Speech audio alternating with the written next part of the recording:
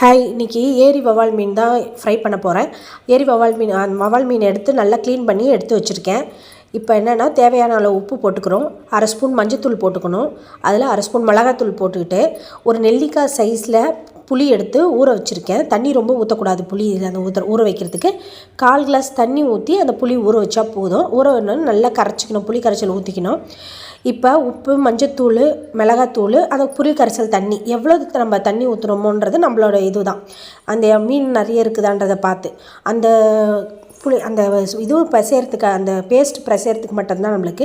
அது மேலே போட்டு நல்லா மீனோடு சேர்த்து நல்லா எல்லாத்தையும் ஒன்றா பிசைஞ்சு எடுத்து ஊற வச்சிடணும். 10லேருந்து ஒரு 15 நிமிஷம் ஊறினா போதும்.